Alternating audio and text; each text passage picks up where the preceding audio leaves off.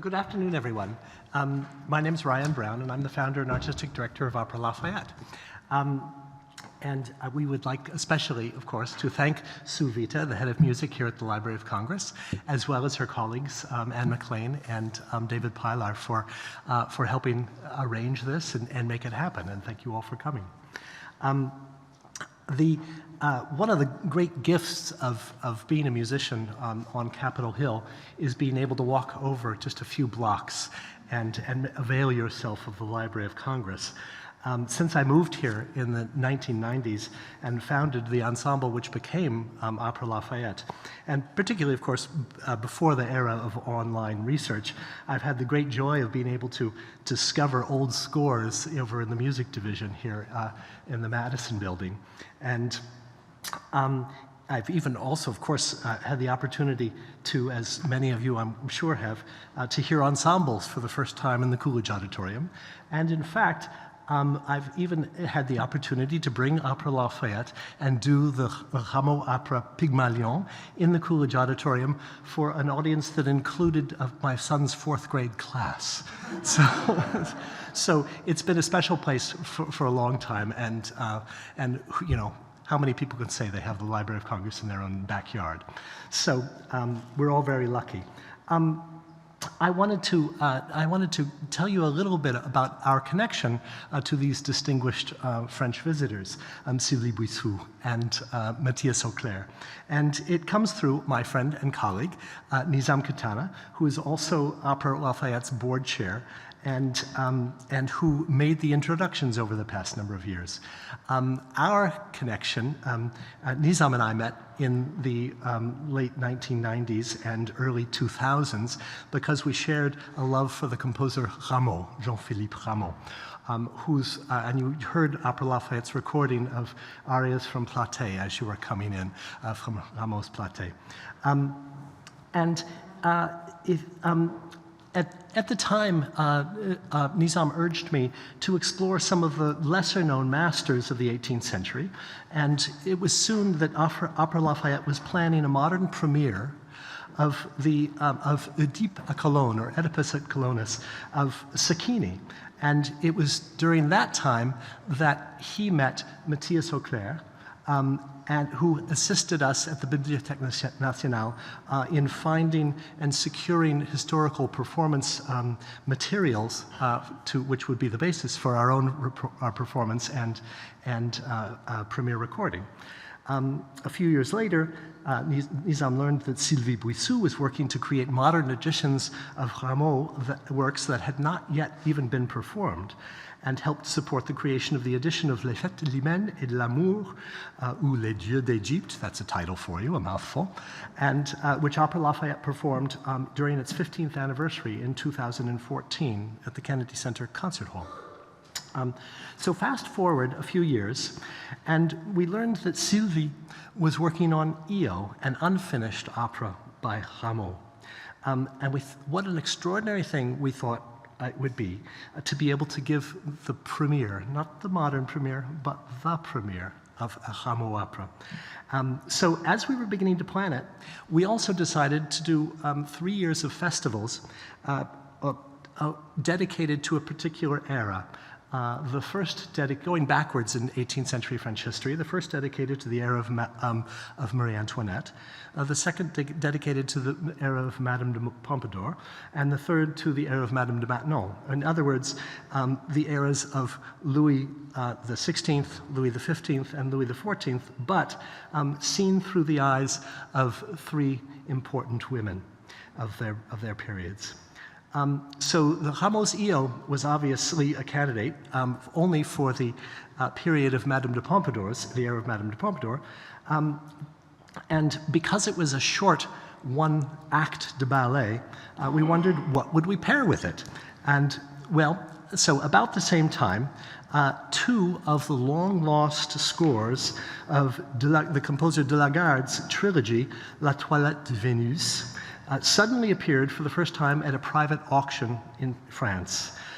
This was, of course, right down Opera Lafayette's alley, as it was a piece commissioned and performed by Madame de Pompadour herself. So Matthias called Nizam to ask if he might be interested in assisting the Bibliothèque Nationale in buying it, and with, I think, 2 weeks' notice. And Nizam asked whether Opera Lafayette might give the modern premiere, and suddenly we had the centerpiece of our season dedicated to the era of Madame de Pompadour. We have, Opera Lafayette has, as you can tell, a kind of scholarly bent, and we, for each of our festivals, have commissioned essays by several renowned folk who are scholars in the United States and Europe. For the era of Marie Antoinette Rediscovered, we commissioned this book.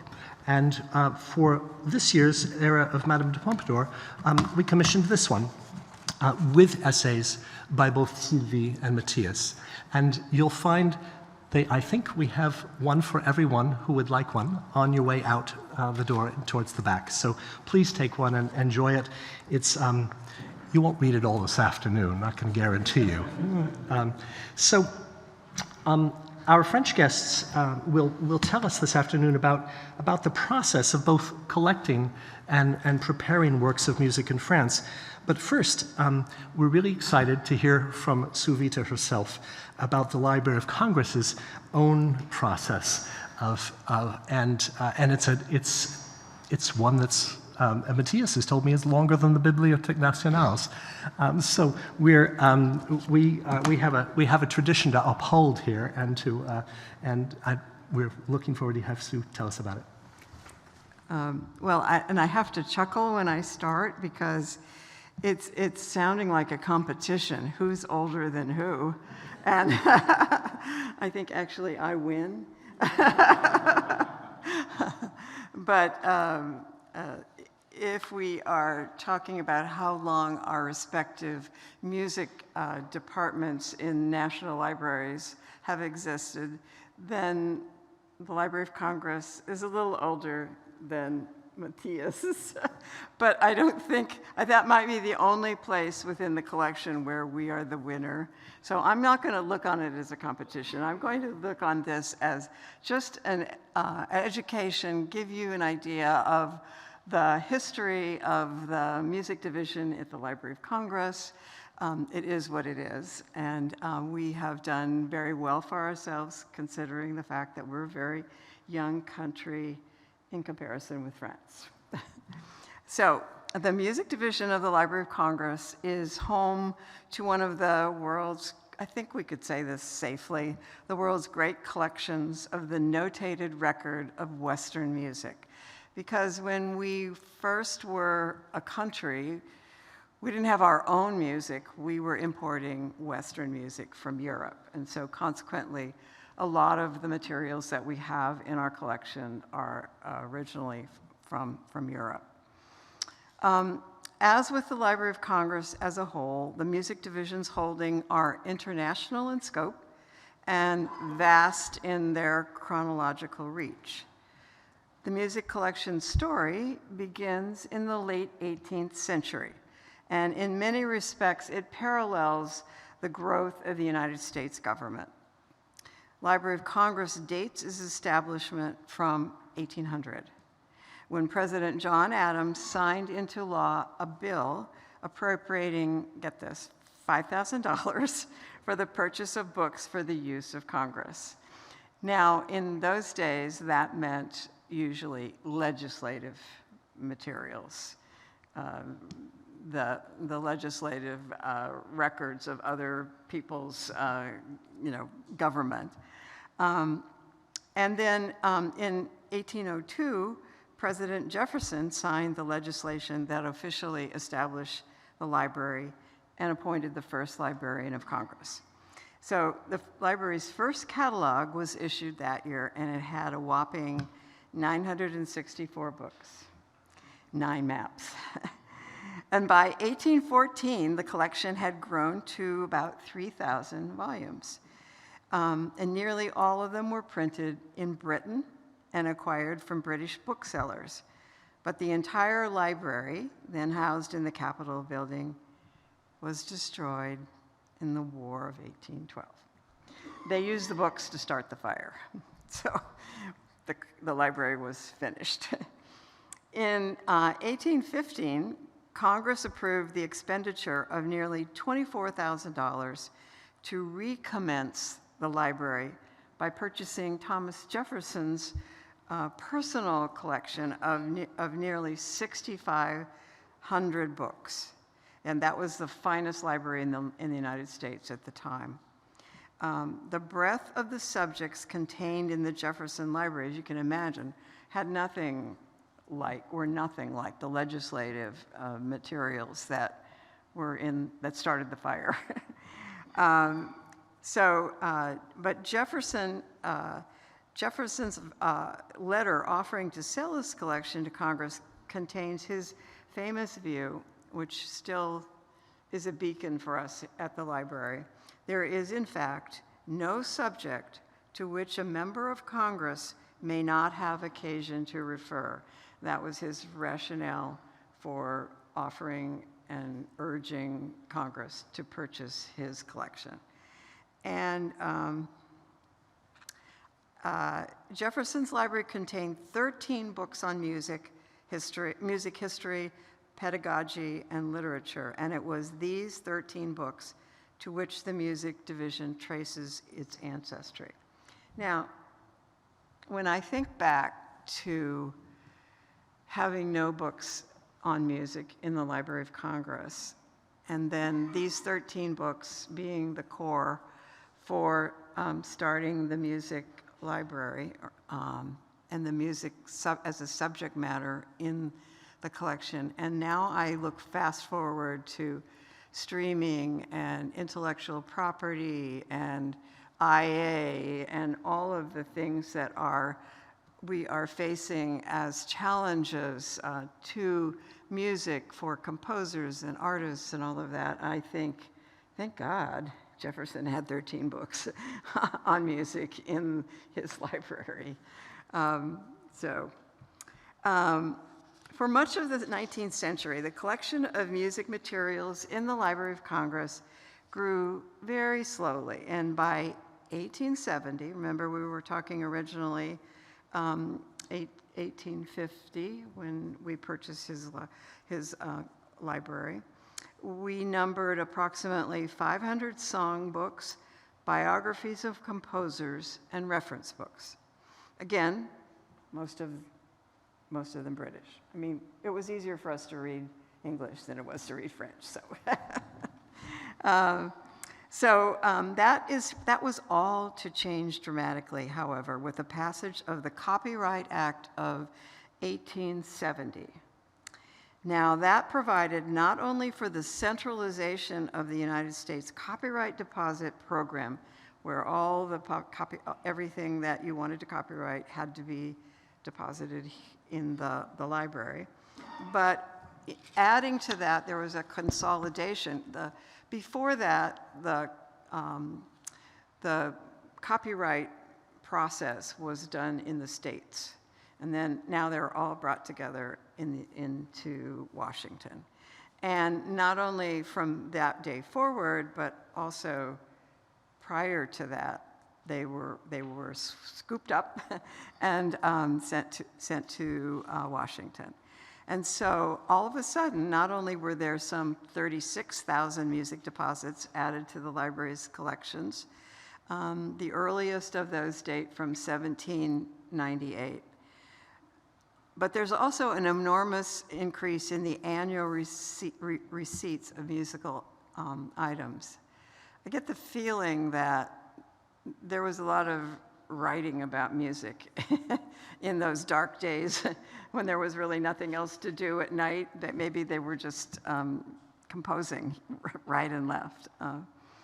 But the effect of all of this on the library's music holdings was enormous. So by 1896, when the library, remember this building in the library, the Jefferson building, was completed in 1897. So the year before it was completed, in anticipation of its completion, the library, which had never sought to collect music materials, now included some 400,000 music items. So I don't have a PowerPoint, but I can, would somebody mind passing these out at the front of it? I could show you this. This is a picture that was taken in the Capitol building. It shows this piano which has some sort of rolls on it, I have no idea. But all this in the back was piles and piles and piles of paper, books, and stuff like that. And that is what we were trying to contain when they created the music division.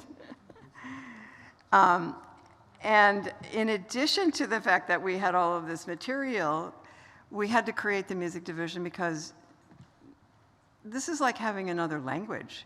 People don't know how to read. If you don't know how to read music, how do you take care of a music collection? And so consequently, we realized that we needed a staff, and that was the start of the music division or the music department.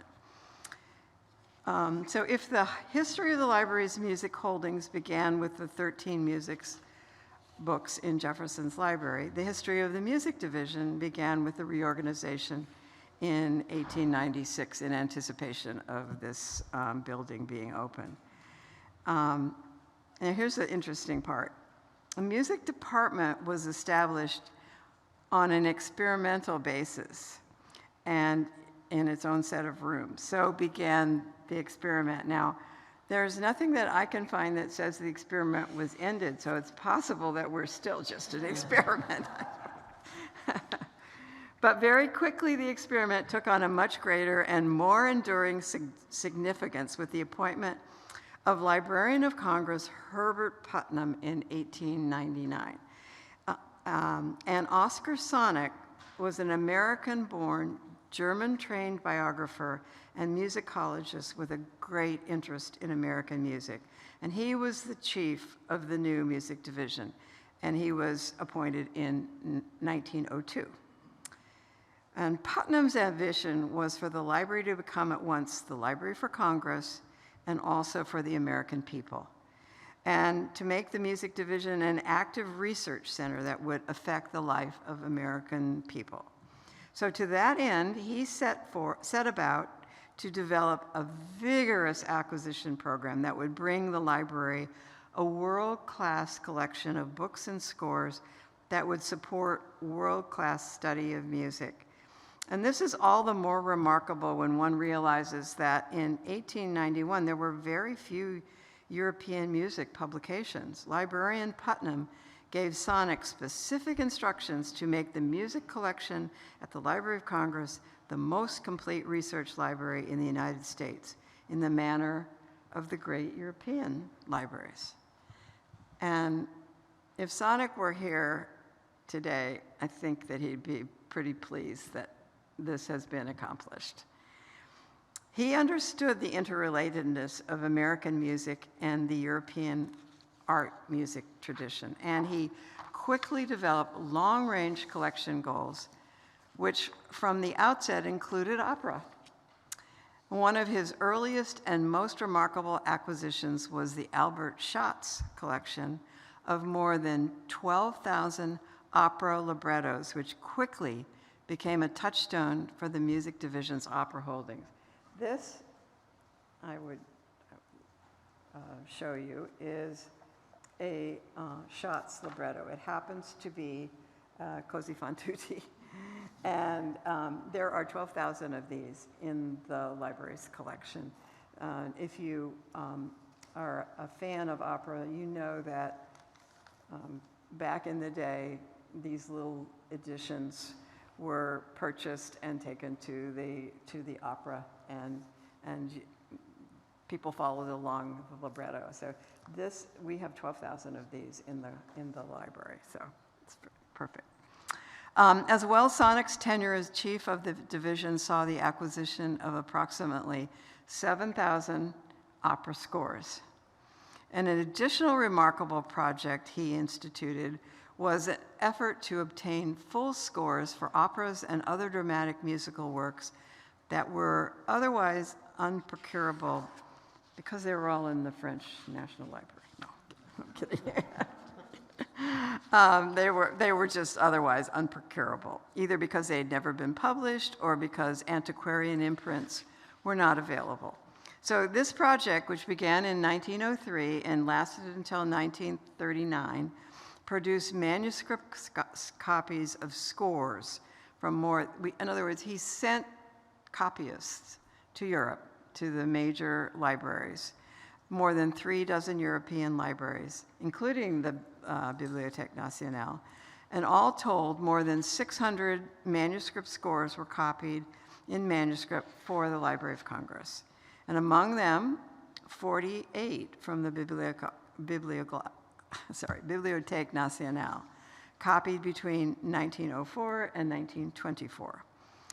Perhaps most remarkably, 43 of the scores copied from the Bibliothèque Nationale were Italian, and only 4 were French. 1 was Austrian. I don't know, go figure. And most of the works dated from the latter half of the 18th century. By the time of Sonic's retirement in 1917, the music division had one of the largest music collections in the world. American music remained a strength, and it will always be the major strength of our collection. But so did opera and early imprints of sacred and secular vocal music. As well, we have extensive holdings of books about music, ranging from incunabule to current scholarship. And today we have a small selection of our French materials on display for your enjoyment. I hope you've had a chance to look or will do so before you leave. The music division has continued its aggressive efforts to obtain important scores, librettos, and other materials concerning opera. Through a variety of means, including gifts, copyright deposits, purchases, and even commissions, we have become the repository for important autograph scores of operas of many major European and American composers. The list is far too long to enumerate here, so by way of example, I'll name just 4. Leoncavallo's I Pagliacci, Benjamin Britten's Peter Grimes, Samuel Barber's Vanessa, and George Gershwin's Porgy and Bess. We have important first and early editions of scores of opera by Handel, Mozart, Bellini, Verdi, Wagner, and Puccini. And we have a copy of each of the first 2 opera scores ever printed by Caccini and Peri. So the music division now holds some 600 named special collections in the performing arts. And these are chiefly the papers of composers with an emphasis on American composers, but also performers, instrumentalists, singers, conductors, dancers, and choreographers, designers, playwrights, producers, and music publishers. We also hold the papers of important contemporary composers. Leonard Bernstein is one of our most frequently used collections. Aaron Copland, Samuel Barber, Carlisle Floyd, and John Adams. John Adams just came in the last 6 months. And distinguished performers, Jesse Norman, Beverly Sills, Pearl Bailey, Jascha Heifetz, and Fritz Kreisler. And from the world of the American musical theater, George and Ira Gershwin, Jerome Kern, Cole Porter, Rodgers and Hammerstein, Irving Berlin, and Jonathan Larson. Our jazz figures include Max Roach, Billy Strayhorn, Charles Mingus, and Jerry Mulligan. The list goes on, and we hope to continue to keep it going on and on.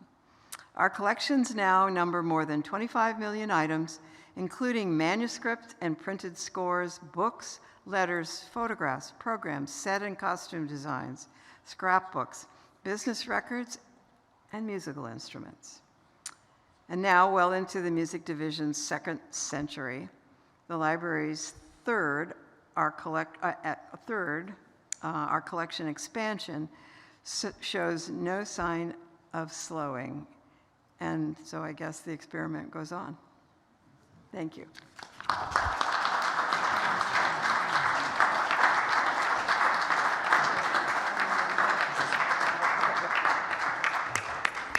Thank you so much, Sue.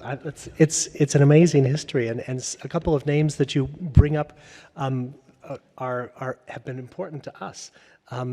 For instance, I knew also that Jefferson's music collection included a major composer Opera Lafayette has championed, Monsigny, and a piece called Le Déserteur, and as well as a lot of Italian works. And when you mention Oster Sonic, he tells us so much about the early opera history in America.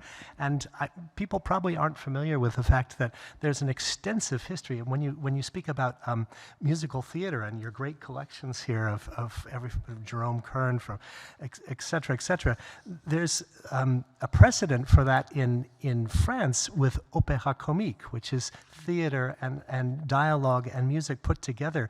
So in a sense, the French were some of the first to create the musical, which then went to Vienna and then came to the United States. But starting in the 1790s, there were tremendous amounts of performance of French opera comiques throughout the eastern seaboard and in New Orleans, which Sonic tells us a lot about. And that's something we have explored and enjoyed exploring, in addition to the music of Rameau. But the music of Rameau is so associated with the court and with other kinds of things. I haven't found a performance of Rameau in early America, and so that's one of the reasons for our excitement for bringing it here to America today. And I think that might be a nice introduction to ask Sylvie to now speak about her detective work in not only creating editions of Rameau, but taking an unfinished work and finishing it. How do you do that? We're eager to hear. So I would like to thank the organization of this event by the Library of Congress, and thank you, public, to be here, for listening French people speaking about French opera baroque. So it's a curious object. Well, so I'm going to approach the subject of Yo with some questions that you could ask yourself. First question, how to situate Yo in Rameau's lyrical production, for instance. So as you know probably, Rameau wrote several tragedies, for instance, Hippolyte Aricie, Castor et Pollux, pastoral, comedy and ballet, for instance, Les Indes Galantes, Les Fêtes d'Ébé, especially for the Paris Opera, I've said, Ryan, and a few short ballets like Anacréon, Les Sybarites, Pygmalion, especially for the court at Versailles and Fontainebleau during the period of Rameau, anyway. These shows were performed in the court theaters and at the Paris Opera before the fire in 1763. If I had the first slide, please. Yeah. And these shows were performed with a lot of machines, decoration, and stage costumes.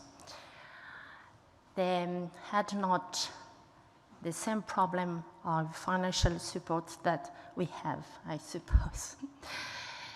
And the shows were announced sometimes by type of affiche, some poster.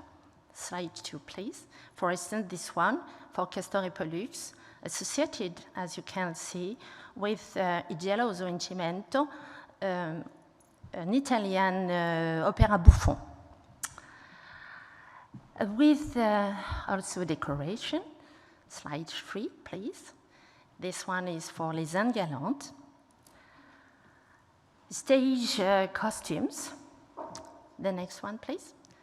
Here, the Phoebe and the Castor for Castor et Pollux. Sometimes another style. The next one, this one is the Salvage for Les Indes Galantes. More or less realist, because the next one, please. It's Indian princess, not really, I'm not sure, yeah. So, but it's beautiful, so. We don't know for which theater Yo was conceived. Perhaps a private theater, this one perhaps of Alexandre le Riche de la Poupinière, who was the employer of Rameau, but it's just an hypothesis. Alexandre le Riche de la Poupinière, yes, perhaps. Second question, what do we know about you? I could reply very briefly, nothing. Well, but I'm going to develop a little for you. So unfortunately, we know nothing effectively, neither its date of composition, nor the circumstances of its composition, nor the name of the librettist, nor why Rameau did not complete it. Well, so nothing. Because indeed, Yo is not finished. That we know. Nevertheless, Rameau must have been attached to this work because it remained this work. It remained in his personal papers until after his death. Perhaps he had the idea of finishing it, perhaps. But we know from a letter from Rameau's eldest son to Jacques-Joseph Marie de Croix, a fan of Rameau, that Yo was never finished. So the end of Yo was not lost, but not composed. And in this letter, as you can't see, it's written, it's a letter to de Croix, so the fan of Rameau, and he writes in this letter, follow the arrow, but it's difficult now, no. Before, yes, that he asked to de Croix to return some manuscripts. And he writes the list of the manuscripts, and inside, with it's complètement à l'envers. Please return me Yo. And he writes Yo without divertissement, so without the end, okay? A divertissement, it's a type of entertainment by integrated with the opera, in fact, and there is inside a lot of arias, dances, and choruses, and it's fine for the end of an opera.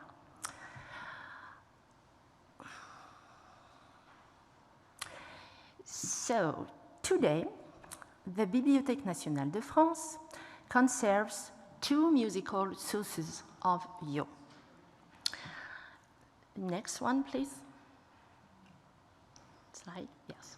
This one is an sort of manuscript, general manuscript, a score complete for the instruments and voice, I mean, but of course incomplete because the end misses. But this work is the copy of the autograph of Rameau, of which he speaks in the letter. And unfortunately, this autograph is lost. He has not returned the copy.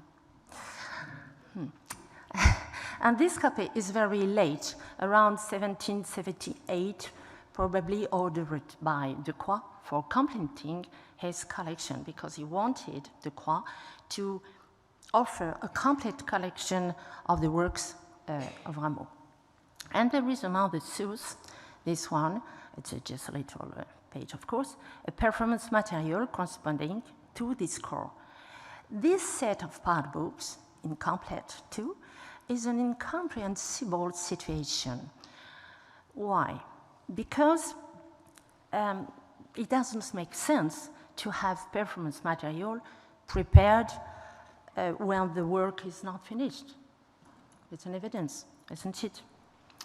So it's a mystery.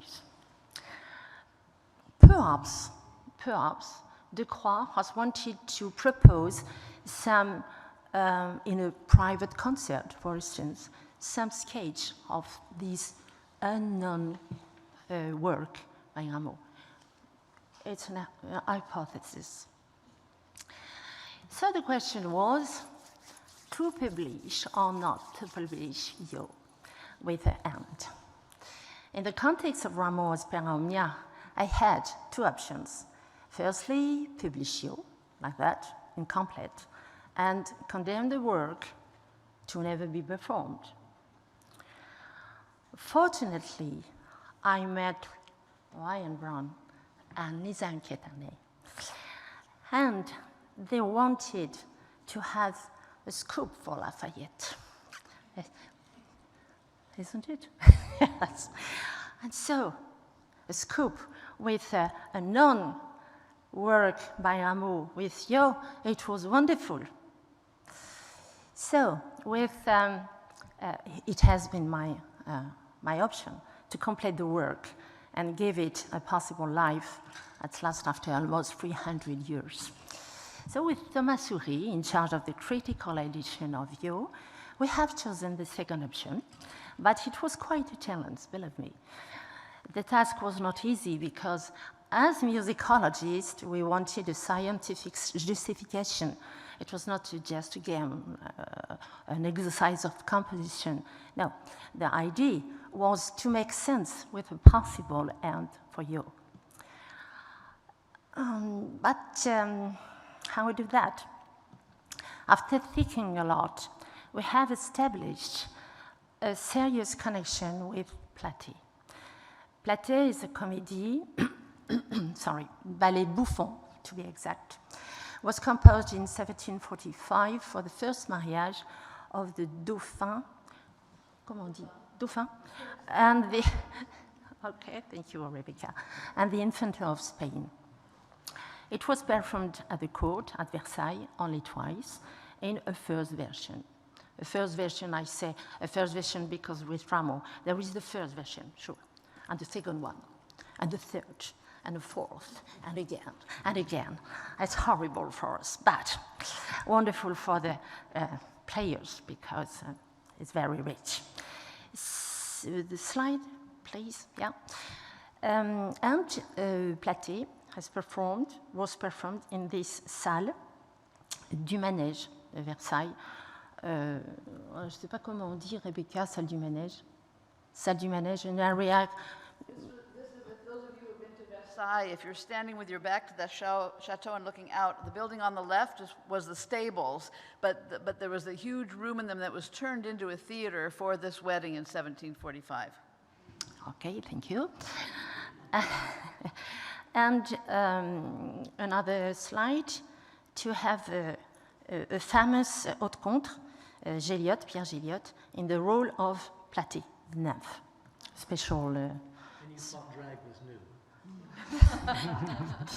Yes. And the revivals of the Paris Opera of this Platé only began in 1749, so in a second version, if we can see the title page. So which clues do we have found to establish this connection with Platé?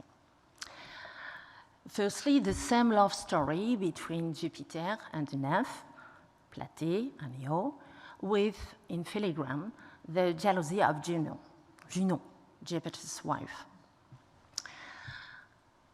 And an aesthetic, very funny. Another clue. In Platé, there is the role of Folie, the madness, crazy woman, absolutely crazy. In the lyric production of Rameau, only Yo and Platé have this character of Folie. In both opera, Folie is absolutely unpredictable, crazy woman and very funny. So it was another clue. Another one. Slide, yes, thank you. It's in order. You see in this slide the last page of the manuscript of Yo. It's written, secondez-moi. Secondez-moi, it means follow me, help me, yes, listen to me, come with me, and come with me for what? For doing something. No? And probably the festivity of the marriage of Junon and you. Secondez-moi, come with me. Too. In Platé, in the second act of Platé, Folie also says, secondez-moi. But this time, secondez-moi begins effectively the divertissement, the festivity for the union of Jupiter and you. So you see the link. Huh? The missing ending of Yo should have been a divertissement, sure. So it was an evidence of the relationship between Yo and Platé force. And another one, clue. I'm afraid you don't very read. Yes, another slide. Yes, this one. You see, it's the libretto of Platé, this one. And if you, this time, you can follow the arrow. Secondez-moi, you see, it's the same word. And after, there is the divertissement. So there are a few identical musical sequences between Platé and Yo, precisely in the air de la folie, but everywhere. The next one, please. Yes. You see, in the first example, you have an entrée pantomime. It's an arrival, on peut dire ça, un arrival, une entrée. A dance, just call it a dance. A dance. Pantomime dance. Yes, but a dance in which the new personage arrive. So, it's in Yo. And you can see in Air pour les fous, this time from Platé, the same line at the beginning. It's the same motif. So it's the first clue. Another one, please? Yes. Here, there is in the entrée pantomime a musical sequence with modulation. What is it? I can't just say. So the other, yes, and here is Platé.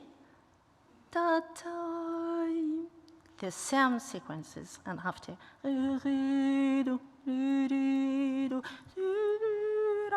So it's another clue. Another one, please? Yes.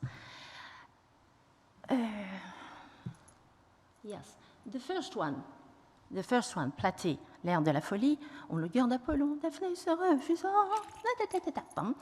and the cadence, do you see this sequence? In Yo, in the same entrée, you have exactly the same cadence.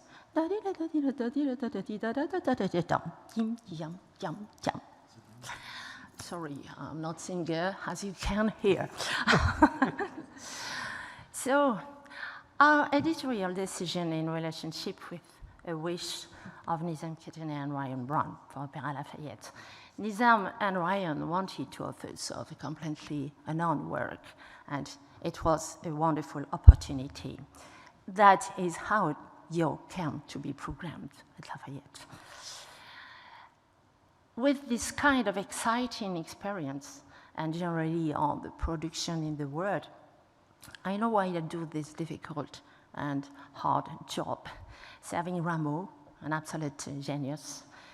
By the way, D'Alembert, the father of the Encyclopedia with Diderot, the big encyclopedia, a friend of Rameau, wrote in his correspondence a sentence, which is, for me anyway, the best opinion of Rameau's genius. He wrote, "He gave us not the best music he was capable of, but the best music we could receive." I love this sentence. So together with Thomas-Ury, we have decided to complete and finish Yo with a part of the divertissement of Folie from the first version of Platé. I have to confess that the editing work would have been very frustrating without finishing EO. And so, wonderful. That's okay like that. I have a little time, or it's perhaps too long now? I have to finish now. Would you like, if you have something else you'd like to say, please? Sure. You are awake? Okay. So, I would like just show a little musical source of the Platé, because we have searched in the musical source of the 1745 version of Platé, so the original version, and partly lost, and it's difficulty. What could be recovered to reconstruct the end of you? It was complicated because the musical sources of this first version are very deteriorated and very complicated. Can you see, for instance, this one with a little paper in the middle of the page, you see? That is a proposition of another version here. The original version under the paper and a modification. And of course, we can't see what there is under the paper. Another one? Yes, for instance. You see, it's not very easy. But all the musical sequences are not issued, I have to confess. The first version of Platé. We have made an exception for the incredible and very famous Air de la Folie from Platé, present again in the second version. Because of its popularity, we had to keep it in EO. I think it was a good idea, isn't it? It's a hit. And Gwendoline Blondel is amazing in this character, in the production. And all the production is anyway wonderful. Slide next, yes. Our critical edition, modern edition. To finish, I would like to say that this programming at Lafayette by Nizam Ketaneh and Ryan Brown is an extraordinary event. We have to measure that, really. A recreation of Léandre Héro by Garde and a creation of You by Rameau with the conductor and harpsichordist Avishtain. Really, it's a gift. And allow me to borrow to Nina Simons the text of her famous song, "It's a new dawn, it's a new day, it's a new life for you." And I'm feeling good.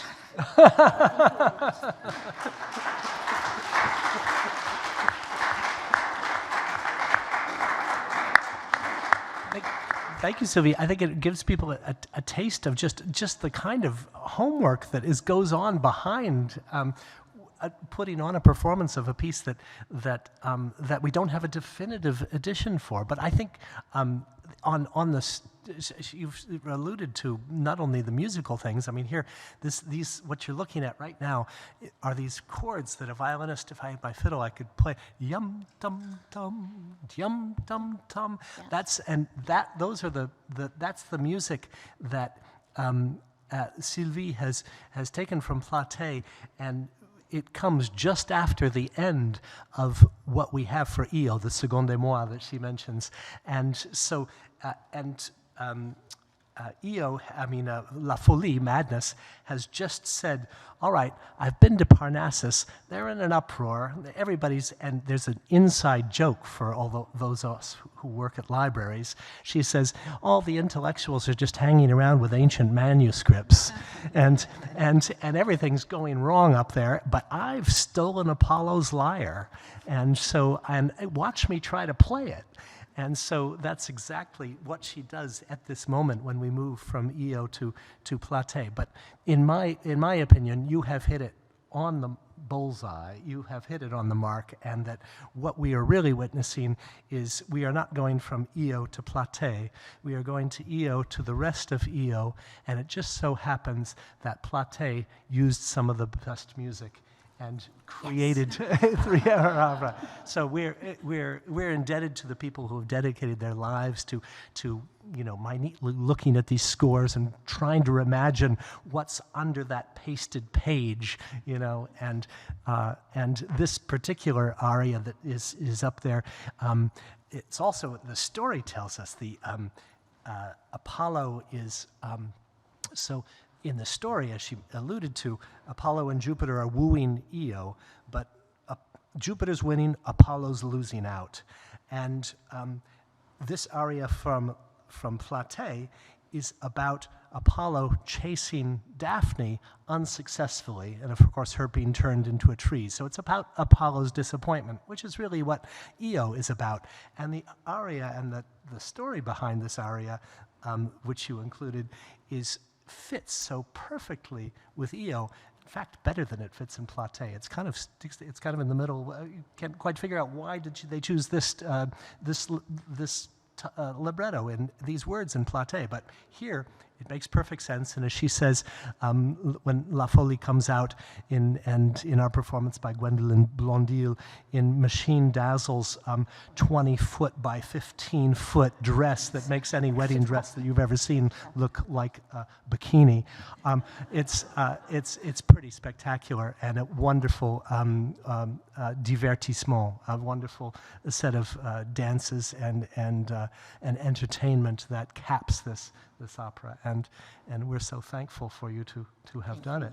Thank you. So with that, we thought we'd kind of round out the presentation today by having Matthias talk about, as Matthias being the head of music at the Bibliothèque Nationale, and Sue here, the head of music at the Library of Congress.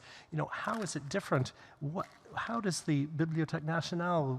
Can you tell us the history that Sue has given us for the Library of Congress, but from the point of view of France, and where do we intersect? Sure. Okay.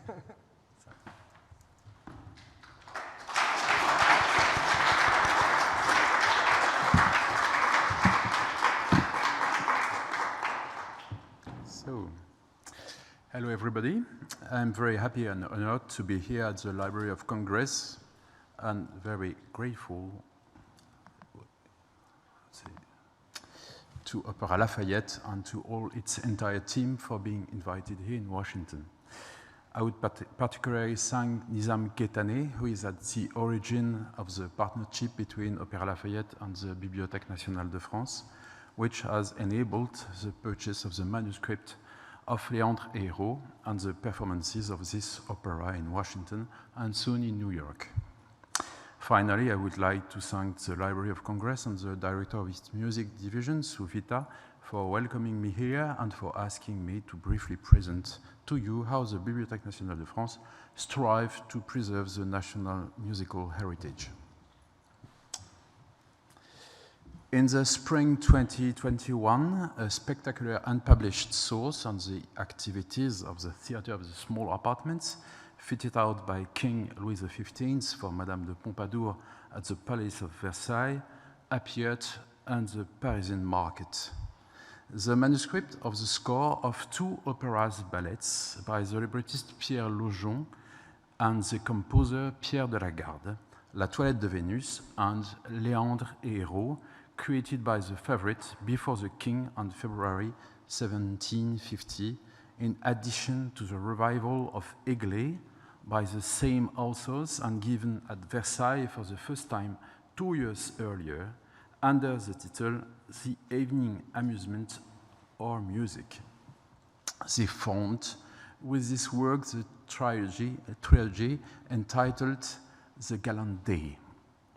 The music of these two works was deemed lost, and they were therefore no longer known except by their librettos and a few rare mentions in the memoirs of courtiers, such as the Duke of Luynes. Thanks to the support of Opera Lafayette, the Bibliothèque Nationale de France was able to acquire this manuscript, which serves as the basis for the performances of Léandre et Héro this spring 2023 in Washington and New York. This provides an opportunity to review the history of Department of Music of the National Library, its enrichment policy and the partnership that will allow the rediscovery of Léandre et Héro and its storm, of which the American public will have the premiere thanks to Opera Lafayette.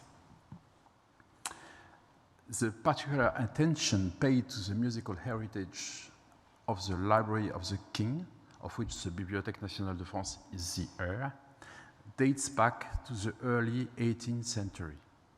The acquisition of the collection of the composer and theoretician Sébastien de Brossard in 1726 and that of the autograph manuscripts of the composer Marc-Antoine Charpentier the next year reveal this new interest in music.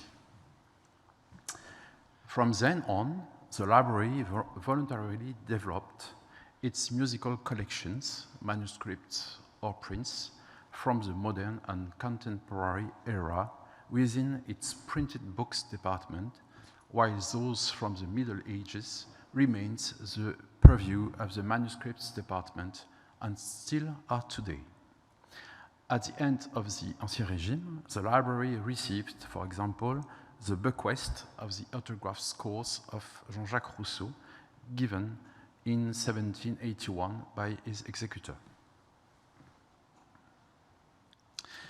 During the Revolution, the musical collections continued to grow thanks to the confiscations of the libraries of immigrants and members of the royal family.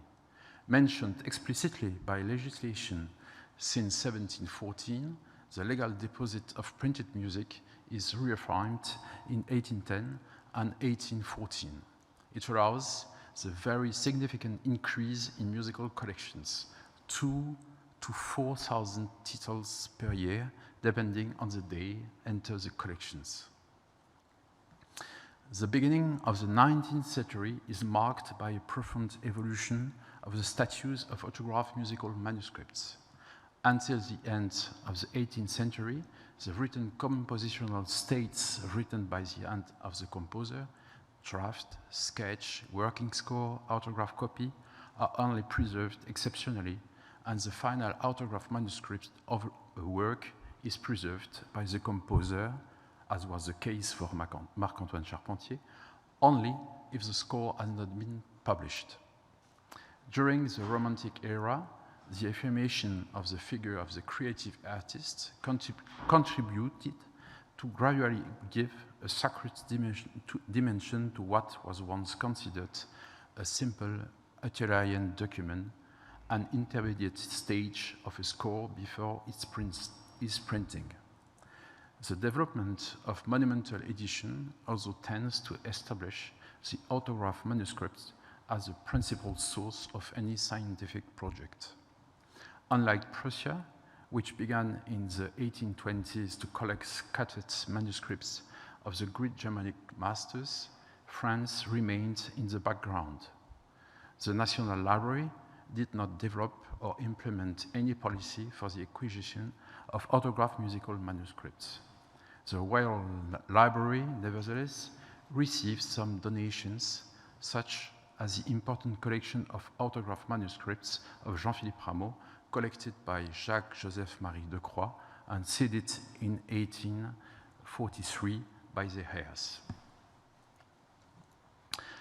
At the beginning of the 20th century, in the 20s, musicologists demand that the main Parisian musical libraries, the Library of the Music Conservatory and the Opera Library, be brought together at the National Library so that they can benefit from the same working conditions in Paris as other colleagues in Europe and in the United States. Created in 1795, the Library of the Music Conservatory is the first musical library of Paris due to the extent of its precious collections. Their primitive nucleus was formed through revolutionary confiscations and state allocations following the fall of the July monarchy. They developed in the second half of the 19th century thanks to the legacy of manuscripts from Berlioz and the action of Jean-Baptiste Vecquerlin, who was its director from 1876 to 99, and who led a remarkable acquisition policy, expensive or not. It is crowned by the legacy of two treasures, the autographs of the Appassionata Sonata of Beethoven by the pianist René Bayou, and of the Don Giovanni manuscript of Mozart by the singer Pauline Viardot. In 1912, the bequest of the archivist of the opera Charles Malherbe, who constituted one of the world's most important private collections of musical manuscripts, confers a unique place in the documentary landscape of music to the Library of the Music Conservatory.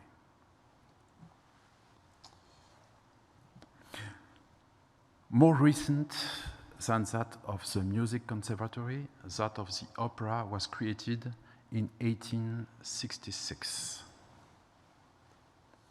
At the same time, library, archives, and museum, it holds a wide variety of works related to music, scores, drawing, print, photographs, architectural plans, archives, correspondence, posters, program tickets, paintings, sculpture, objects, and so on. They come mainly from the Paris Opera, which handed over its historical collection to the library at the time of its creation, and which transfers more or less regularly the documents produced within the framework of its activities when they no longer have direct usefulness for the shows. The musical manuscripts are often drawn up by the copyist employed by the opera, but some bear annotations by the composers. Furthermore, since the beginning of the 18th century, the composers left sometimes their autograph manuscripts to the theater. As such, the opera library notably holds autographs by Rameau and by Gluck. Directed by personalities belonging to the world of music, but devoid of any technical knowledge relating to conservation, the libraries of the Music Conservatory and of the opera have therefore amassed collections without being able to organize and report them. Following the request of the musicologists, the state therefore decided to merge Parisian musical resources into a single place and under a single management. The Opera Library is attached, along with the Library of the Music Conservatory, to the National Library and to its Department of Music when it was created in 1942. It thus becomes one of the largest musical libraries of the world, with the Library of Congress, of course. In charge of collecting, preserving, reporting, communicating, and promoting the national musical heritage, the music department has built over the past 80 years an acquisition policy that knows neither chronological limit. It is, however, limited to documents after the Middle Ages, nor documentary limit, prints, manuscripts, scores, drawings, engravings, photographs, paintings, sculpture, nor stylistic barriers. It extends to all music, art music, film music, jazz, pop music.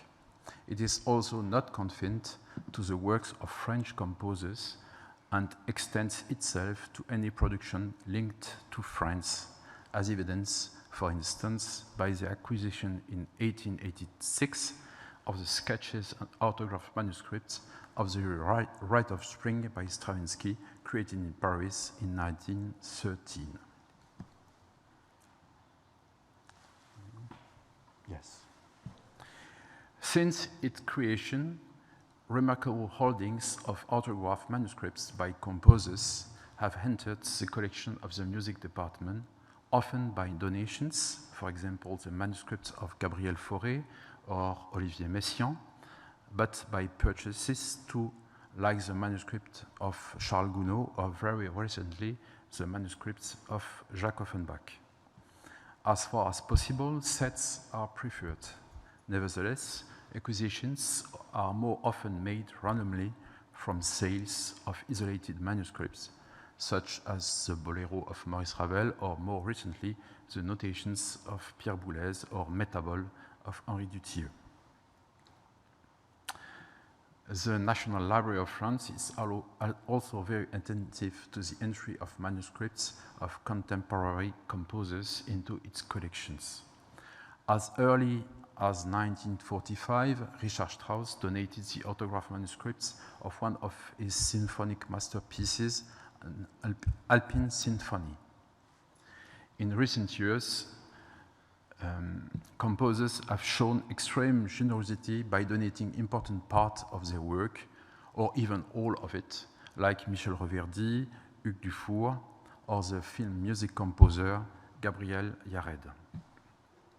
Finally, the National Library of France has taken care to enrich its holdings with major musical collections of collectors. The first one, as early as 1978, is that of Geneviève Thibault de Chambure, who completed the national collections in the field of early music. These were already very rich, consisting of, among other Héros, the collection of Brossard and the manuscripts of Marc-Antoine Charpentier, already mentioned, and of the collection of Philidor, copied at the request of King Louis XIV under the direction of André d'Anican Philidor, seized at the Revolution and partially preserved today at the National Library. Of the holdings of the King's Menu Plaisir, of the collection of the Marquis de la Salle confiscated at the Revolution, deposited in the Library of the Sorbonne and finally attributed to the Music Conservatory Library and to the Opera Library, of the Borghese collection, bringing together madrigals of the 16th and 17th centuries and acquired around 1892, of the collection Toulouse-Philidor, compiled under the direction of André d'Anican Philidor for one of the sons of Louis XIV, Louis-Alexandre de Bourbon, Comte de Toulouse, and acquired partially in 1978. The Chambure collection, which enters into the collection of the National Library through a donation, bring together some 600 scores, including 120 manuscripts, among which is a manuscript by the chansonnier Nivelle de la Chaussée, containing the only poem by François Villon to have been set to music, a notebook that Gerolamo Frescobaldi used for compositional sketches from 1607 to 1637, the oldest autograph manuscript preserved at the National Library, as well as precious collections of cantatas and Italian opera arias from the 17th and 18th centuries, sometimes richly decorated, and lute and guitar tablatures of French, Italian, or German origin. The volume containing the orchestral score of La Toilette de Vénus and Léandre et Héro is the most important acquisition ever made by the music department in the domain of early music since the purchase of the copy of the Harmony Treatise by Jean-Philippe Rameau, annotated by the composer in 2012. This unpublished musical manuscript reappears in May 2021 when the catalogue of sales, scheduled for the upcoming June 11th, is released, which is to disperse the theatrical collections brought together by the Count Emmanuel d'André, Chief Executive Officer of a mail-order company and a prominent personality in the world of music and arts. Presented in a magnificent Morocco binding decorated with lace and attributed by the King's bookbinder Antoine Michel Padeloup, the manuscript was part of the library of Louis César de la Baume Leblanc, Duc de la Vallière, as attested by the coat of arms struck on the cover of the binding. The Duke was the director of the theatre of the small apartments and has systematically the score of the work performed at this theatre copied for him, as revealed by the catalogue of his library drawn up at his desk for the sale organized in January 1784. This manuscript passed in the collection of René de Brassac de Béarn, as evidenced by an emblazoned ex libris inside the volume. The manuscript belonged thereafter to John Roland Abbé. Acquired in 1933, as stated by the ex libris, it is sold in 1967 and reappears only in 2021 on the occasion of the dispersal of the collection of the Count d'André. Having established friendly relations with Nizam Khatami over the research stays he regularly makes in Paris, in the reading room of the music department of the National Library, and knowing his tastes for the rare repertoires of the Ancien Régime, I told him of the wish of the National Library to acquire the manuscript, while not hiding from him the budget scarcity in which my department found itself at this time. He immediately agrees to support us in return for an exclusivity of the manuscript for a year, with a view to performances of the work in contains in Washington and New York by Opera Lafayette. Fortunately, the bid did not exceed the ceiling that we have set for ourselves, and I preempt the manuscript, which seems to have attracted buyers more because of its splendid binding than because of the unknown music it contains. Despite spectacular storm, Léandre and Héro knew neither the artistic success of Aiglé, which was revived at the Paris Opera over 90 times between 1751 and 1777, nor the political success of La Toilette de Vénus, which seemed to have been favored by Madame de Pompadour. She commissioned 2 paintings inspired from this work from François Boucher, now at the Metropolitan Museum of Art in New York and at the National Gallery of Art in Washington. Let us hope it finds new life thanks to Opera Lafayette, and that we shall be able one day to hear the gallant day in its entirety as in Versailles over 270 years ago. Thank you.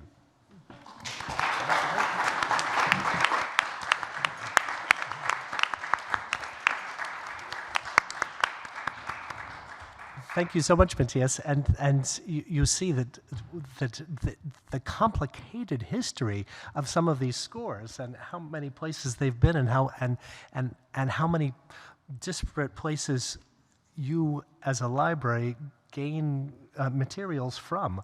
And it brings up a couple of questions. One artistic comment that I'd like to make as a performer about the importance of all those manuscripts that you bring up, and then a very mundane but crucial question to both of you about collections.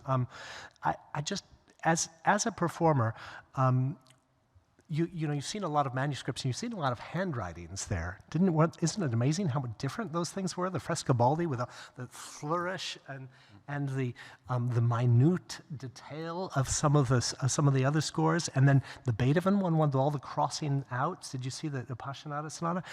I remember that as a musician, when you look at the handwriting of a composer, it really changes the way you think about the music.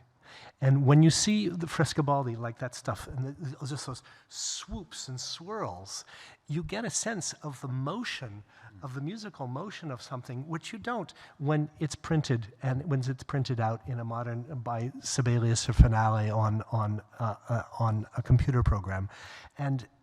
And when you see Beethoven, and he's writing furiously in the piano sonata, and then he puts a rest, and the rest doesn't equal the amount of space that a given measure does of music. It might be twice or 2 times as big, and you just get a sense that, oh my God, he says, stop,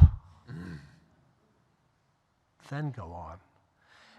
So for those of us, and we encountered it with, in our Monsigny, I mentioned the composer, we saw the editions that were performed in the 18th century, and then we saw those same editions that were performed by people in the 19th century. And when the 19th century people got a hold of it, they crossed some things out because they couldn't believe that the 18th century might have done that.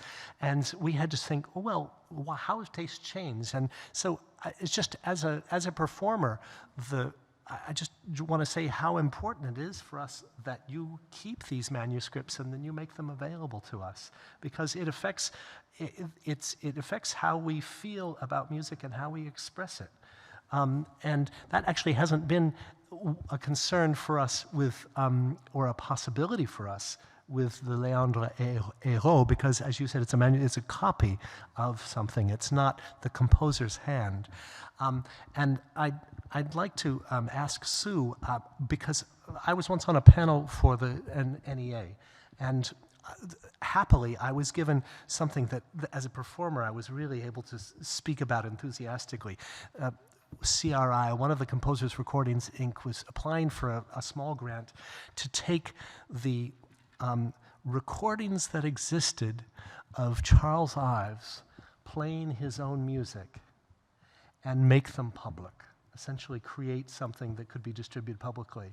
And you know, people were going around and making a case for this grant or that grant, and I said, my gosh, the idea that we could actually hear the composer play his own music. You don't know how many times we go around saying, how might Beethoven has played his music? You know, how did Mozart play his music? How can we know? Because we have to take our hints from the manuscript scores.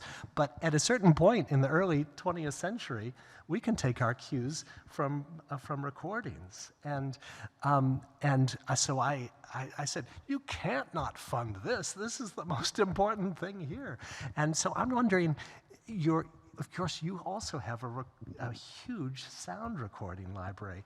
And for America, when we have jazz beginning in the late 19th century, and you can hear Jelly Roll Morton's rolls of him playing. Tell us about the extent of your recorded library, and does that and in this day and age when things are so easily disseminated, what do you do with those old recordings in the early days? Well, I'm not the expert on sound recordings because the library is divided into two different parts, and the sound recordings are in Culpeper and not under me. That's right. They're actually off-site, aren't they? They are. Well, they're on site in Culpeper, but okay. they don't. They pipe them up here so that we can listen to them. But I can say that I think I share your enthusiasm for being able to hear the originals, with the caveat that because we also are the home of the Copyright Office, we are prohibited from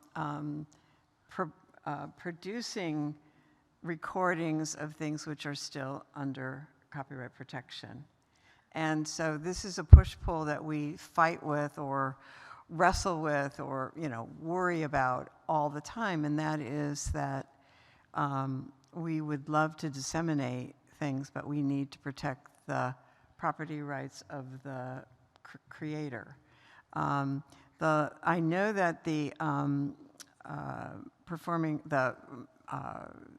sound recording people, they have an online database called the Jukebox. I don't know if any of you have ever explored that. It's and it has, these are things which are no longer under copyright protection, and they're lovely to listen to, but you can't do what you want to do. You can't listen to everything unless it is free from copyright.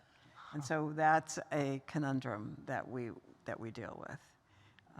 And Matthias, what is the extent of the sound recorded library, if any, at the Bibliothèque Nationale? We have two separate departments too in the Bibliothèque Nationale. You have the music department and the sound department, which has name Son, Vidéo, Multimédia. It's a new name for the department. So the sound is not in my. You're asking the wrong Yeah, right. It's not in your bailiwick or your wagon. Yeah. The contemporary music asks the question of this separation because you have a mixed composition, and so the problem is where is Pierre-Henry, where is Luc Ferrari, Pierre Schaeffer, and so on. And it's a question now for us to know if we share the composers or if we share the collections, sound collections, written collection on the same work, or if we do something else. Right.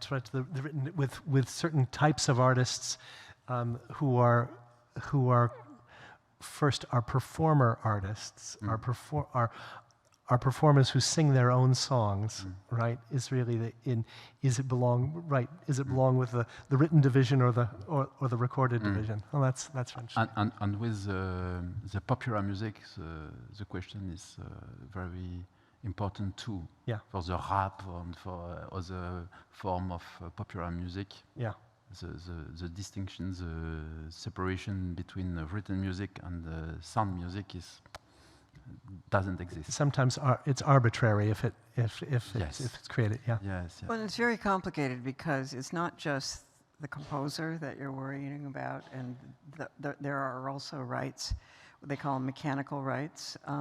There are rights for the arrangers. There are rights for the people that actually record the thing. It's not straightforward. It's very difficult. Actually, it's an interesting story apropos of exactly what Sue is saying. Is that in the late '90s, I befriended a Cuban composer, a fascinating guy named Julian Orbon, whose father founded the conservatory in Havana, and who became who was studied with Aaron Copland actually in the United States briefly in the early '50s, but then at the beginning of the Cuban Revolution he stayed in Cuba. He became Minister of Music, Minister of Culture, but within a year he discovered that he wanted to have Shostakovich come. And the Russians said, no, Shostakovich is out of favor. You can have Khachaturian. And so within a year, he was gone. He was in Mexico and then ended up in the United States. But when I knew, he wrote an incredible string quartet, which was done at JFK's inauguration, and which we played. It was just a brilliant piece. But at the end of his life, he was living in a small apartment in New York. And he was living off the proceeds for having arranged Guantanamero. And very popular, wonderful song. But then another person in Cuba got the ear of Pete Seeger and said, "I'm responsible for some of that." And so he was involved at the end of his life in this legal wrangle about whether or not he was due these proceeds. And of course, it was very important to a poor composer to be living off it. So I appreciate. Exactly what the dilemma there. Yeah. Question? It's a copyright question. In opera, you got the guy who wrote the words, and you got the guy who wrote the music. And do the. Oh, okay. and do the copyrights go together, or you get the music without the words, or you get the words without the music? No, they're separate. Yeah, and as I said, it's also mechanical rights. The person who records it gets copyright, and it's very complicated. I'm not an expert in it, so but we. But there are a lot of lawyers who are. More people up here. For these, yeah, that's. Yeah, no, it's very complicated. Yeah. Another subject I've been curious, how much of each of your collections is online? What percentage of your collections are online for those of us who can't visit the Bibliothèque Nationale, but use Gallica or whatever all the time. Never enough. Yeah, never enough. Yeah. And Faster, 5%. 5%, Yes. perhaps 5%. Yes. So for 95% of So go to the reading rooms. Yeah. All is not online. Yeah, I would second that. I don't know the percentage, but when you think we have 25 million pieces in our collection, and I don't know the footprint of the online holdings. But Paul, do you have any idea? You just put on something that was really, really super online. Yeah, so And you have how a 500,000 out of 25 million. So somewhere, yeah. All right. So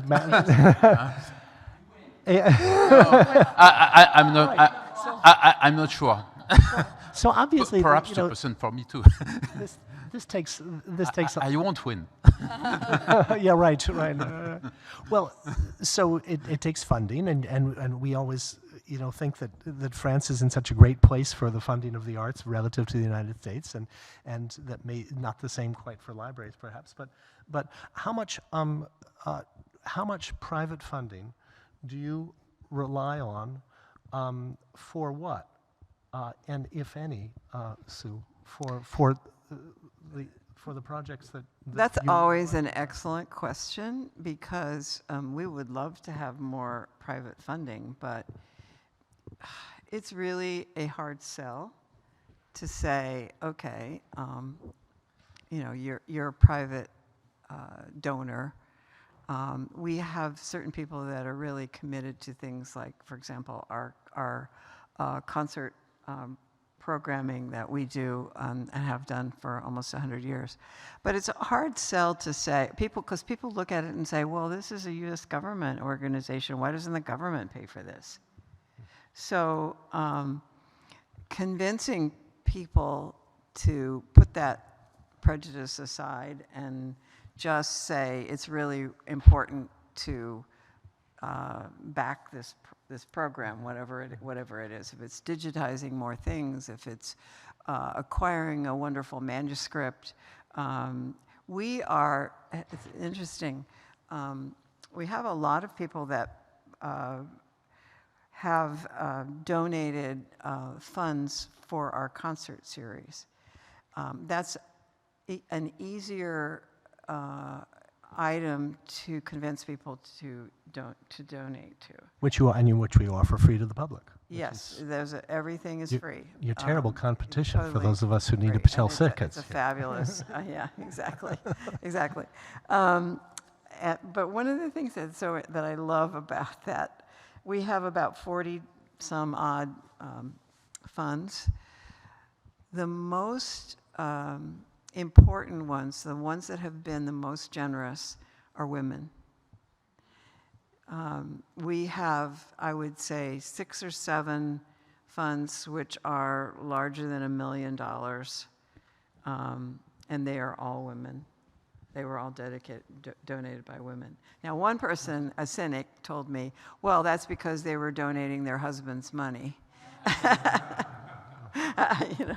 But it doesn't pay out that way, I think. And those are mostly for performance funds, though. Yes. I knew you had some for commissioning even violin and piano duos.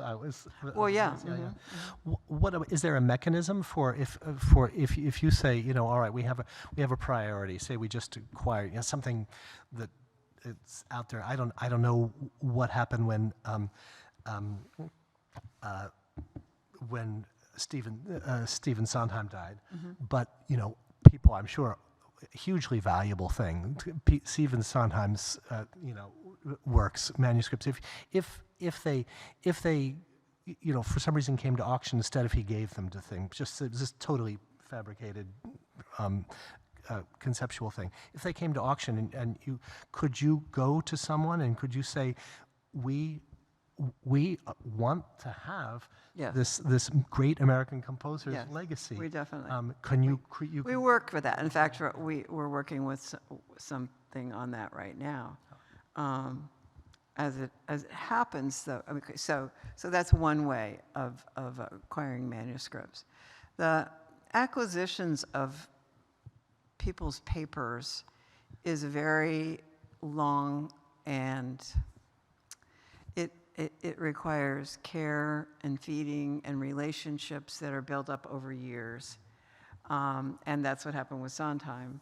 Sondheim had a very long and close relationship with one of our conservators, our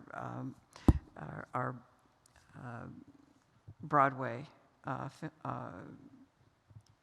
expert. And so he promised us his papers in his will. And so we will be getting them probably within this, a couple more months. It takes a while for it to get through probate and all of that. But it's something that you nurture over time.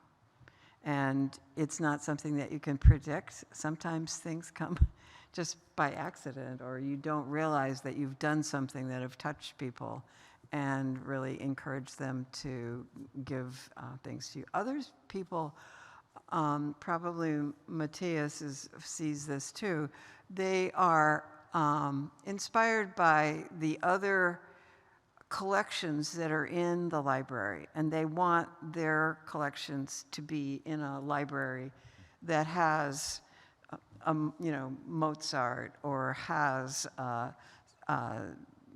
Copland or Bernstein. They would like to have their collections there. So there's a lot of different types of thing which trigger gifts like that.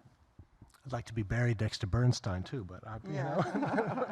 but there must be people probably in the audience may have some questions that they'd like to ask of. You have some, Geza. I have one that goes back to Nissam's question from earlier about Filet d'Or, actually, about the database of the Bibliothèque Nationale de Musique.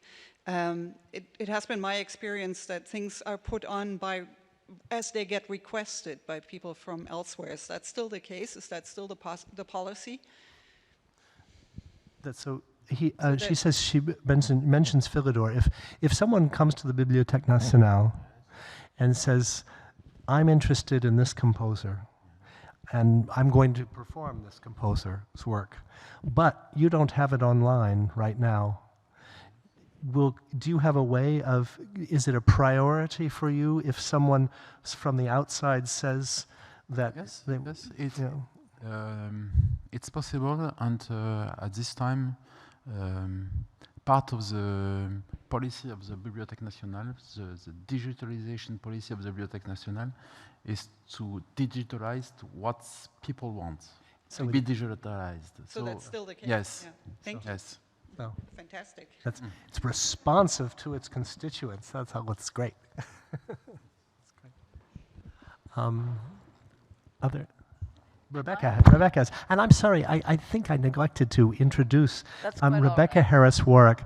We have Rebecca Harris Warwick here as a backup because she is a retired professor of music from, distinguished professor of music from Cornell University, and is not only written on dance and music of 18th century France, but also speaks fluent French, and in case we got stuck here, we were going to have her translate.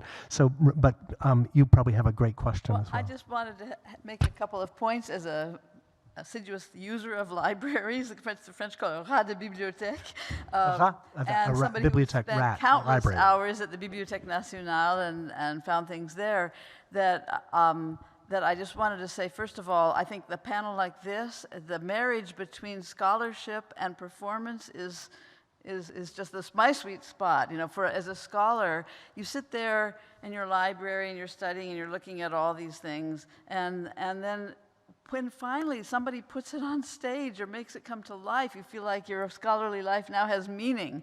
That's what I live for as a scholar, is to not just write a book about or an article about something, but to see it come to life. So all of my scholarly efforts have always been in the direction of something that's aimed toward be connected with performance. And so I'm really grateful. I mean, and this source that has been alluded to now, that Geza was just mentioning, Gallica, which is the music source for the BBC. No, it's not just music. That's all kinds of things, isn't it? Gallica, all kinds of things. I just use it for music.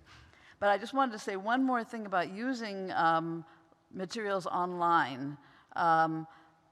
As a recently retired professor, a lot of students these days think that everything's online. If it's not online, it's not worth looking at. And that's just as we've just heard. So whatever influence you have over young people, please get the message out that they still need to go to libraries.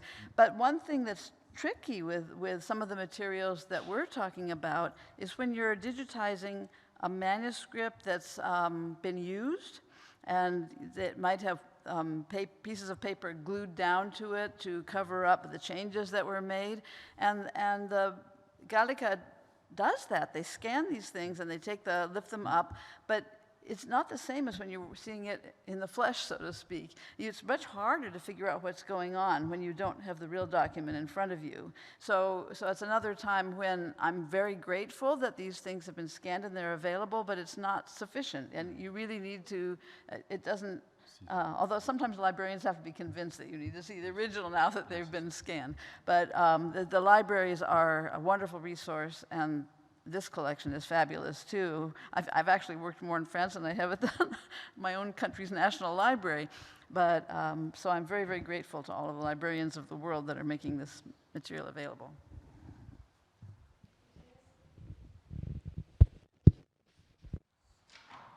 I was just curious whether French music compositions have to be contributed or deposited with the Bibliothèque Nationale for copyright purposes, the way it happens here. Is it an equivalent situation? C'est la question de dépôt légal. Oui, et alors? Le savoir si c'est de rigueur en France. Oui. Yes, the legal deposit is in application today. Yes, yes. It's obligatory, right? Obligatory, and yes. Published. Yes, yes. You have to, like, for us to get a library or something, you have to get a library card. So. Well, that's not quite. So, However you think that might. so you want to know what we do too? Well, I'm sorry. So say that again. Yes. Yeah, that's what I thought. I thought the question was for France. I wonder what people, for those of us who don't really know how it works, how does it work? Well, so if you create a song, let's say, the act of writing is, in theory, the act of copyright these days. The copyright protects you. But you need to send in a form and a fee and a copy of the publication itself, or the item itself, in order for the copyright to be registered and to be obvious for everyone. And so that's an important step in the process. So that's the reason why, when we created this book and commissioned these essays, on the inside cover, there was a Library of Congress control number. So the library, so let me see what's here. Oh, okay. So yes, that actually is does not have anything to do with copyright. That really refers to the record that will describe this. So it's like a catalog record. And what it does is, it was originally started way back in the 40s or 50s to try and make sure that not every library had to repeat the work to catalog something. If they have this card number, they can put the number in, call it up, and it will describe the cataloging for this publication. and therefore they don't have to pay somebody to do it all over again, 100,000 times. Yeah, yeah. So, yeah. A bit of helpful centralization. Yeah, if you don't mind my saying, that's actually a big difference between American libraries and European libraries, where we have the Library of Congress cataloging system that replaced the Dewey Decimal System.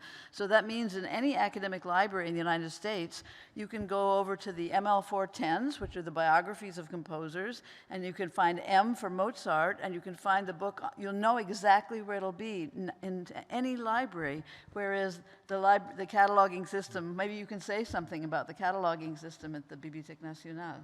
Or Put is him it on the chaotic? spot. I have an aware.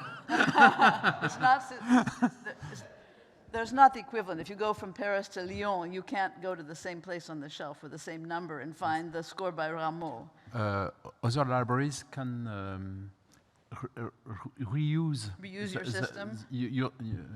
the National Library system. All libraries in the world can do that because the cataloging notice are open source, so you can each can take the notice of the Bibliothèque Nationale, load the national notice. Oh, well, that's good. I didn't know that. That's interesting. But it's not required. It's not required. So there are some libraries which have different. An unusual case where France is less centralized than the United States. Perhaps.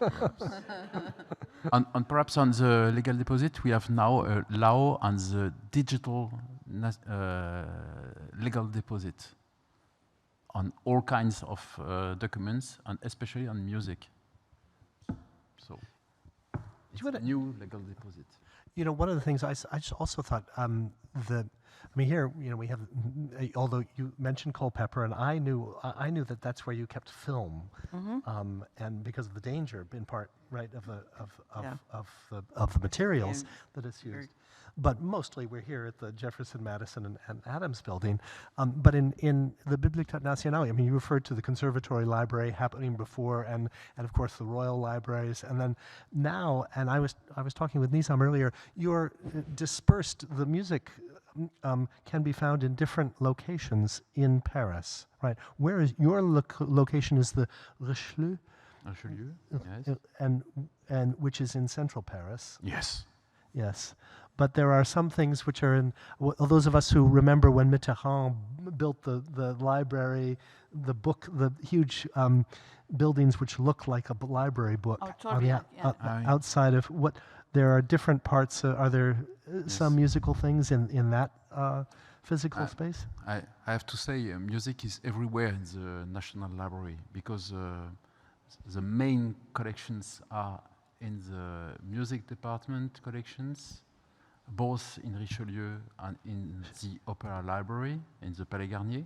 So the Palais Garnier, which as you pointed out, was a model for the Library of Congress. As you come in, it looks very much like the Palais Garnier.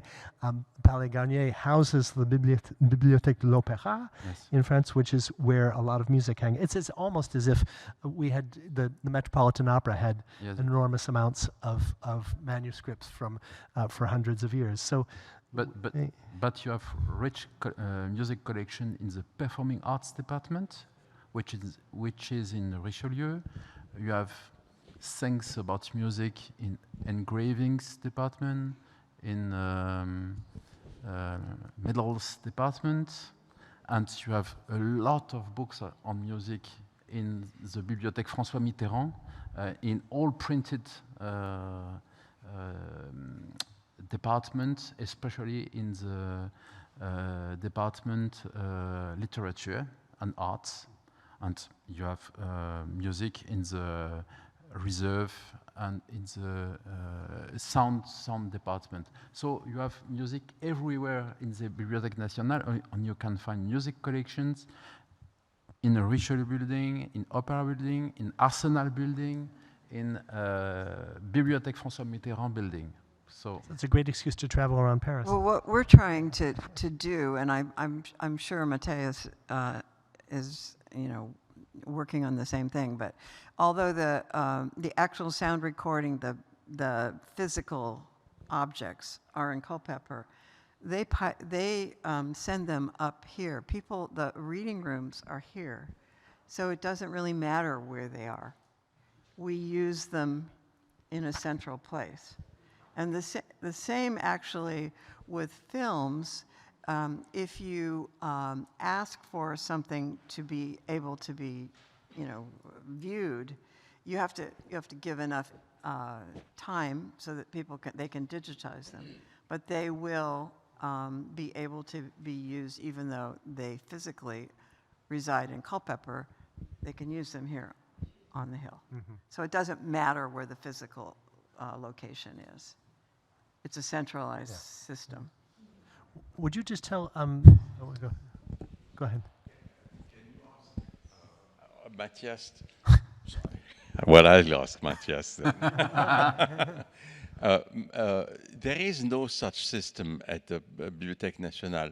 We are less centralized than the libraries of Congress. Yeah, so if I am at Richelieu, I cannot tell Richelieu, give me the book that is at Mitterrand, send it over. Quite impossible. Yeah. Quite. Well, we're going to stick Matthias. But for Sue, is that where do you read here? In this building, in the building across the street, down the street the other way? The building across the street. You go to the reading room for the sound recordings or the. So there's only in one of the three buildings where you actually read, where you physically. I mean, in theory, you could do it everywhere, but we centralize things. You're really centralized. Bravo. These wonderful little booths over in the Madison building. You can go in. You close yourself. You order something. You close yourself off in a booth, and this little voice, a human voice, comes on and says, "What would you like to play? Would you like this side of the record? Would you like that side of the record?" It's really an amazing experience, which we thank you for. Now, I think we're going to stick Matthias and Sue together for some of the afternoons so that they can coordinate national policies. But thank you so much for having us here. It has been really, really a pleasure to have this, and thank you for coming today. I hope that you've gotten something out of it, but it's really been fun being on the panel with you, Sylvie and Matthias. Thank you. You too. Bye-bye.